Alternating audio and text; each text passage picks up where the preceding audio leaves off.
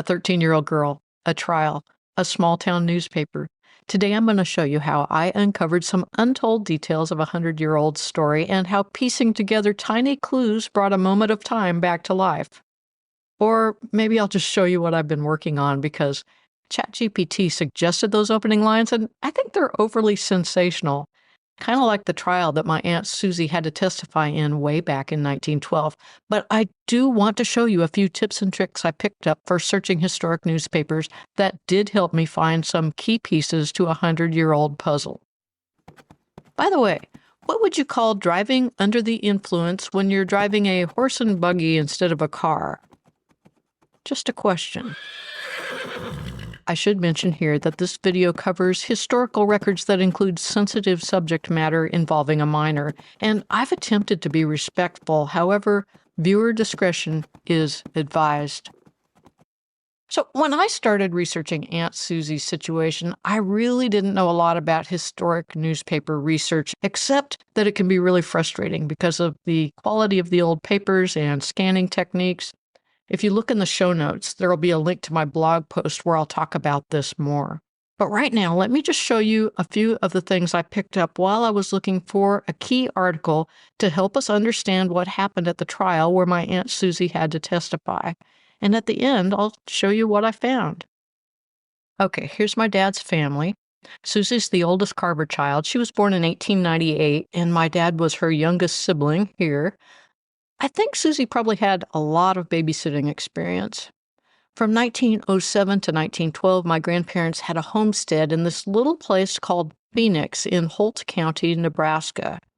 Let me show you this map. This is in the Sandhills of Nebraska, and I found this cool little map at the Nebraska Historical Society. Let me zoom in. I think I need to hit this plus sign. So if we zoom in and go over here, this is Holt County, and this is the area we're looking at. Here's Phoenix, Catalpa. Down here is Atkinson. You can see the railway line along here.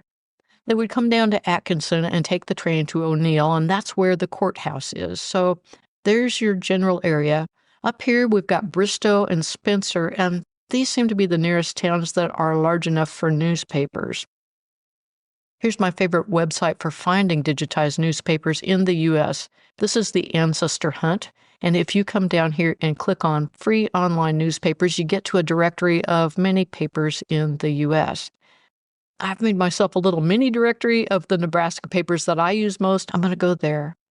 The first place I'm going to visit today is the Atkinson County Library in Holt County. I've already opened that up here, and when I am in a new place, the first thing I've learned to do is a broad search, and that just means I'm going to type Carver here, and then I'm going to put a date range, like let's try 1/1/1907 through 12/31/1912. Now, like I said, this is a broad search. It doesn't always work because you can get too many search results back sometimes. It really works best if the last name isn't too common, and if you're searching in just like one small town newspaper or maybe a small group of newspapers in a rural area. But I just always try it now that I've learned to do it just to get the lay of the land and see what's here. What I really like about this particular newspaper site is that they've tried to transcribe and give you a hint of what's in the articles so you can have a sneak peek. This makes it easier to pick and choose which articles to look at first. Now here I can see Annis L. Carver, that's my grandmother, O.W. Carver, that's grandpa. And here's something else to pay attention to when you're searching newspapers. The OCR software, it looks at scanned images, and it tries to figure out what the shapes are, the letters and the words, and then turn those into text that you can search. But it's not perfect because there's all these smudges and weird fonts, bad scans, and tricky layouts that can mess it up. So really, you're searching the software's best guess of what the text says, and maybe it guessed wrong. So if it scanned Carver, C-A-R-V-E-R, it might mistakenly think it's Garver, G-A-R-V-E-R. Another thing is that people's names are often listed with first and last initials. Here you can see O.W. Carver, that's Orland William. And here's Susie, she's listed as Susan J. In other articles, the reporters call her Susie, and in others, she is just the Carver girl. Here's her brother, Ira Robert Carver. In some articles, he's listed as Ira, but he went by Robert in real life. Notice here it's abbreviated ROBT. The papers often used abbreviations for first names like WM for William, CHAS for Charles, and so forth.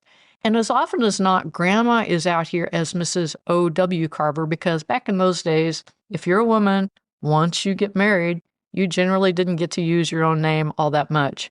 You had to use your husband's name a lot of the time. Don't look at me. I didn't make up these rules. This is just the way it was. Now, as we're looking down this list, this particular article right here from July 12, 1912, this is the one that says the house burned down on the 5th of July. That was only just a few days after the trial.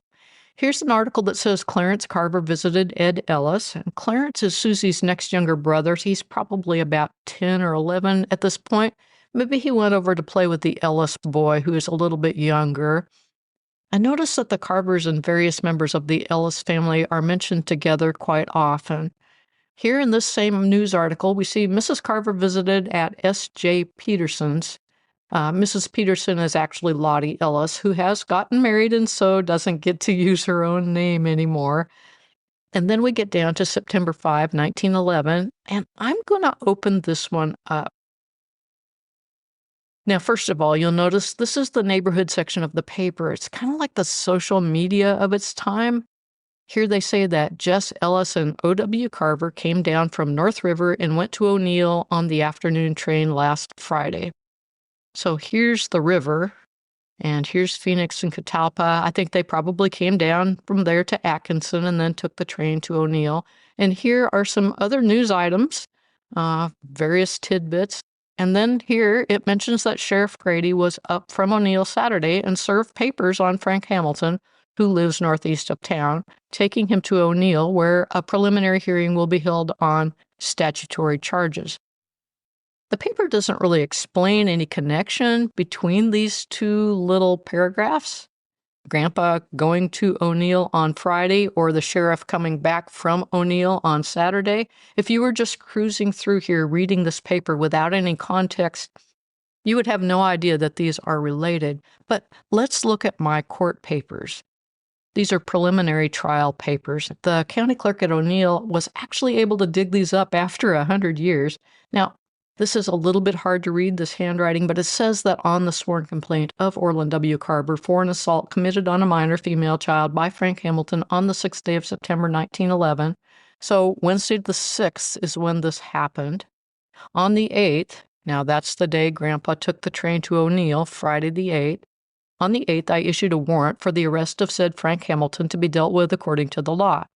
I issued subpoenas for Mrs. Annis Carver, Frank Ellis, Ira Carver, Susan J. Carver, and Jess Ellis to appear before me. Now, the thing about this is that there's a subpoena for Ira Carver. That's my uncle, Ira Robert Carver, Uncle Bob. He was about 8 years old at that time, and he got a subpoena to testify. And here's the Ellis name again with the Carvers. And now you have a little timeline when you combine the court papers and those two little statements from the newspaper. The Atkinson paper doesn't really say much else, and for a time I didn't realize the O'Neill paper was over at Chronicling America. But I did come out here eventually and search, and I found an article saying Frank Hamilton had been arrested, but nothing else. I tried my broad search for Carver. I tried looking for Susie, for Orland, for O.W., all the things.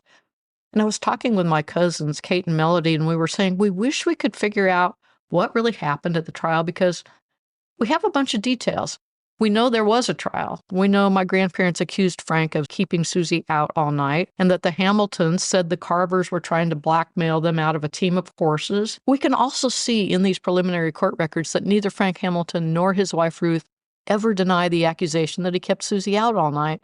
And so we're asking ourselves, what exactly can you be doing as a middle-aged man to keep a 13-year-old girl out all night that a jury would conclude is worthy of a not guilty verdict? We've been trying to find some sort of summary of the trial or, details. We hadn't found them.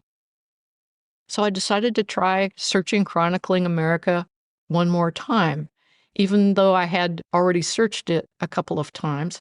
And this is something to remember about newspaper searches. Sometimes new papers are added to websites And sometimes the search capabilities are updated. So just because you searched once and didn't find something doesn't mean you shouldn't come back and try again. And I remember this day really well because it was the 4th of July. And my cousin Kate was on her way to visit her dad, and Melody was getting the slip and slide ready in her backyard for some slipping and sliding. And I was poking around online trying to think of where else I could search when it occurred to me that I hadn't searched for Frank Hamilton over here at Chronicling America in quite some time. And so I thought, let's try searching for him again. And this article popped up. And I interrupted everybody's 4th of July to send this out because what's more important than celebrating a national holiday? Celebrating a key genealogy discovery, of course. So here's what it says. In district court, the jury reported for duty Monday morning, and the case of the state of Nebraska versus Frank Hamilton was taken up. The jury was impaneled and evidence commenced that afternoon. The prosecution charged Hamilton with having committed a crime on the person of Celia Garver. Well, that's why I couldn't find Susie Carver. This isn't bad OCR. This is just bad spelling by the reporter. The girl who, at the time of the commission of the crime, was under 14 years of age. She's testified that this happened on the 6th day of September, 1911. So now we finally get to hear the details of who said what at the trial. Susie testified that Hamilton stopped at their home on his return from Butte shortly before sundown. His father was with him in the buggy, and Hamilton was under the influence of liquor. She said that Hamilton's father wanted him to go home, but he refused, and so his father got out and started walking home on foot. She said that Hamilton told her there was going to be a dance at the residence of a neighbor a few miles away and urged her to go with him, that he put her in the buggy and started, as she supposed, to the dance. After driving for several miles, they stopped at a haystack, and there she testified the crime was committed. After her return home, which was several hours after they had left, and after the departure of Hamilton, she informed her mother of what had occurred. Then Hamilton was put on the stand in his own defense, and he admitted having been in Butte that day and said that he had accumulated a good-sized load of booze and that he was intoxicated. He admitted that he had stopped at Carver's on his way home. He said that the little girl got into the buggy with him while he was talking to her mother, and that while she was in the buggy, the team ran away. He lost one of the lines, and before he had regained possession of it and had the team under control, they were 3 or 4 miles from Carver's house. The night was very dark, and in his befuddled condition, he lost the road, and they wandered around the prairie for several hours before he found the road back to Carver's house. He strenuously denied having committed any crime upon the person of the young girl while she was in his company. Trial was one of the raciest ever in the district court of this county, and a large portion of the testimony introduced is unprintable. Hamilton is 45. He has a family of 11 children. The Carver girl was 14 years of age last March and is very small for her age. The case was submitted to the jury Wednesday evening at 10:30. The jury in the case of the state of Nebraska versus Frank Hamilton returned a verdict of not guilty at 5:30 this afternoon. So I'm going to say it may have taken the jury one business day of deliberation. There are things we still don't know or understand about this whole Susie situation, but doing that broad search in Atkinson, looking for neighbors, putting everything in a timeline, and then being willing to search again a couple of times after I'd already searched once, all of these things were helpful in pulling together various pieces of this puzzle. At least now we know what happened on Wednesday, September 6, 1911. Or, well, no, that's not really right. Now we know what Susie says and we know what Frank says. But who's telling the truth? Did Frank harm Susie, as Susie suggests? Or is he primarily guilty of driving across the prairie while under the influence in a horse and buggy with a barely teenage girl after dark? And then did Grandpa try to blackmail Frank, and when it didn't work, pushed Susie to lie under oath? Such great choices. Either way, Susie loses. I did actually get in touch with Frank Hamilton's great-grandson, though, and ask him what he thought, and I'll talk about that maybe next time. Until then, happy hunting in newspapers. Look in the show notes for a link to my blog post, and I'll see you soon. Close your eyes and see them now. A house, a barn, a field and a plow. will this new place be all that you need, with ground to grow and a space to